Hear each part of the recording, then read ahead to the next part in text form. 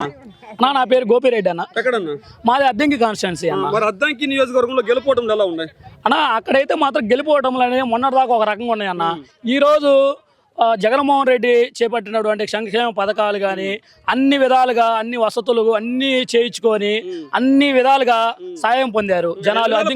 జగన్ గారు గాలి ఉన్నప్పటికీ గొట్టపల్లి రవి గారు అక్కడ జెండా ఎగిరేశారు. మరి అలాంటప్పుడు మళ్ళీ గొట్టపల్లి రవి గారు ఓడిపోతారని మీరు ఎలా చెప్పగలుగుతారు అన్న? గొట్టిపాటి రవికుమార్ ఓడిపోతారంటే ఆ రోజు ఏం జరిగిందో మేము చెప్తాం అన్న. ఆ రోజు రెండు మైనస్లు జరిగింది అన్న. సీటు ఇస్తారు అని చెప్పి చివరి 3 నెలలకి ఖాయం చేశారన్న.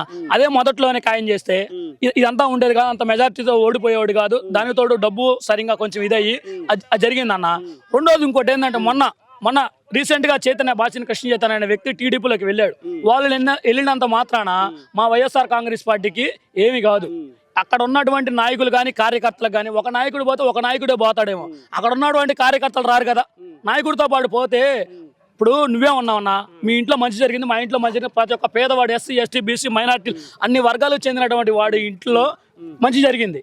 ఎవరికి జరగలేదు చెప్పండి? మీరేమో మంచి జరిగింది అంటున్నారు. ఈ రోజు టీడీపీ జనసేన పొత్తుతో వస్తుంది, జగన్మోహన్ రెడ్డి గారిని ఓడిస్తాం, 15 సీట్లు కూడా రావు, ఖచ్చితంగా జనసేన జెండా ఎగరేస్తాం, మీ పేద ప్రజలకు మంచి చేస్తాం, జగన్మోహన్ రెడ్డి గారు ఇచ్చే సంక్షేమ పథకాలకి ఇంకా ఎక్కువ ఇస్తామంటున్నారు కదా అన్నా.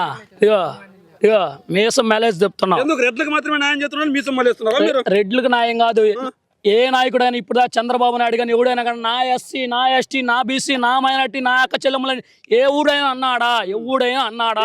అనలేదు. ఎవరు? సరే అన్న, ఇదిగో ఇప్పుడు ఇక్కడ ఇన్ని ఇళ్ల స్థలాలు ఉన్నాయి అన్న. ఇదిగో ఇక్కడ మీరు చూస్తున్నా ఇన్ని ఇళ్ల స్థలాలు ఉన్నాయి. ఇక్కడ ఓన్లీ రెడ్లకే వచ్చినాయి అన్న. ఇక్కడ ఓన్లీ రెడ్లకే వచ్చినాయి. ఈ ఇళ్ల స్థలాల్లో ఇంతమంది ఇళ్ల స్థలాలు ఇచ్చాడు, ఇక్కడ రెడ్లకు మాత్రమే వచ్చినాయి. ఇదే చంద్రబాబు నాయుడు చెప్తాను అన్నా. అన్నా అదే చెప్తాను. ఇప్పుడు ఇదే నందిగాం సురేష్ ఆడ భూములు తగలబెట్టాడని చెప్పి కేసు పెట్టి కోర్టుకి వేసాడు. సరే అది కూడా తీసి మన రీసెంట్ గా జగన్మోహన్ రెడ్డి వచ్చిన తర్వాత 2020లో పేదవాడికి మన ఉగాది పండుగ సందర్భంగా పేదవాడికి ఇల్లు పట్టాలు ఇద్దామని చెప్పి అనుకున్నాడు.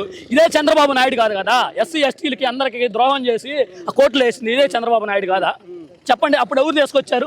మరి మీరు ఇంతగా చెప్తున్నారు జగన్మోహన్ రెడ్డి గారి పరిపాలన గురించి, సంక్షేమ పథకాలు ఇచ్చినంత మాత్రం మంచి పరిపాలన కదని వాళ్ళు చెప్తున్నారు. మరి ఈ రోజు మన రాజధాని ఏదని పక్క రాష్ట్రాలకు వెళ్తే ఏమని చెప్పుకుంటాం, ఏ ముఖం పెట్టుకుంటాం అన్నా? రాజధాని ఏదనంటే అది చర్చిస్తున్నారు. 3 రాజధానులు. ఇప్పుడు ఒక రాజధాని ఉంటే ఒకటే బాగుపడిద్దిగా. 3 రాజధానులు ఉన్నాయనుకో, అక్కడ ఇప్పుడు పేదవాడు నువ్వే ఉంటావు అన్న. ఎగ్జాంపుల్ నువ్వే ఉంటావు, అక్కడ నీ స్థలం ఉంటుంది. ఆ 3 రాజధానులు ఒక సాట అమరావతి కాకుండా ఇప్పుడు 3 రాజధానులు, ఆ 3 రాజధానులు ఒక సాట నీ స్థలం ఉంటుంది. నీ స్థలం రేటు పెరిగిద్దిగా, నువ్వు బాగుపడతావు కదా, పేదవాడు ధనికుడు అవుతాడు. అప్పుడు అది కాదా మరి అభివృద్ధి అంటే? అది కాదా మరి? రాజధాని అనేది ఉంది, అది ఇంకా ఏది పైన అధిష్టానంతో వాళ్ళు ఎవరెవరితో మాట్లాడుకొని వాళ్ళు చేస్తారు. అంతేగాని వాడెవడో చెప్పాడు ఈడెవడో చెప్పాడు అని చెప్పి ఇదిగా మాట్లాడటం ఆ చంద్రబాబు నాయుడు అనేవాడు, లోకేష్ బాబు అనేవాడు, పవన్ కళ్యాణ్ అది కరెక్ట్ కాదు. మరి ఈరోజు సొంత చెల్లి శరీరంలో పక్కన లేదు కదా అన్నా? ఎందుకు లేదన్న? అదే రోజు మరి ఇప్పుడు కాంగ్రెస్ పార్టీతో కుంభప్ అయింది. ఇదే రాజశేఖర రెడ్డి బిడ్డని శరమలమ్మని, ఇదే రాజశేఖర రెడ్డి భార్యని విజయమ్మని, వీళ్ళందరినీ కూడా ఇదే రోడ్డు మీద కూర్చోబెడితే అప్పుడు ఆడికి వెళ్ళావమ్మా? ఇదే కాంగ్రెస్ పార్టీ కాదా? మీ తల్లిదండ్రులని మీ అందరిని కూర్చోబెట్టి మిమ్మల్ని అందరినీ సంకనాకిచ్చింది ఇదే కాంగ్రెస్ పార్టీ కాదమ్మా? అప్పుడు ఏం చేశారమ్మా మరి మీరు? ఇప్పుడు ఈ రోజు నీ అన్నని మీ అమ్మని వీళ్ళందరిని వదిలేసి నువ్వు వచ్చి కాంగ్రెస్ పార్టీ తరఫున ఇదిగా పోటీ చేద్దాం అనుకుంటున్నావే.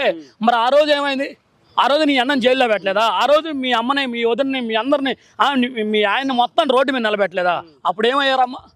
మరి వీళ్ళందరూ కలిసిన జగన్మోహన్ రెడ్డి గారు ఓటమిని అన్నది సాధ్యం కాదంటారా అన్నా? ఎవరైనా ఒకటే గుర్తు పెట్టుకోండి, ఒకటే చెబుతున్నాం. Congress party, BJP, CPI, CPM, Janasena, TDP అన్ని కుమ్మక్కాయ రండి. ఎవడని పెట్టుకున్నాడు పెట్టుకోండి. ఎవడే మా నాయకుడు జగన్మోహన్ రెడ్డిని ఇంటర్వ్యూ కాదు కదా, ఇంకోటి ఏం పీకలేరు.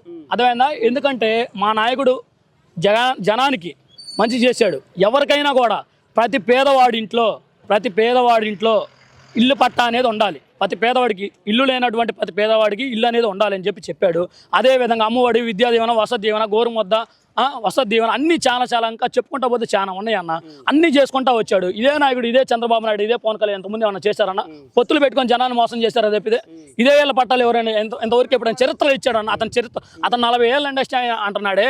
అతను 40 ఏళ్ళ ఇండస్ట్రీ, 9 ఏళ్ళ ఇండస్ట్రీ అయినటువంటి జగన్మోహన్ రెడ్డి అని చూస్తే 9 ఏళ్ళ ఇండస్ట్రీ అయినటువంటి జగన్మోహన్ రెడ్డి అని చెప్పి ఈ రోజు అంటున్నారన్న జనాలు. జగన్ అయితే గెలుస్తాడు, జగన్ గెలుస్తాడు కన్ఫామ్.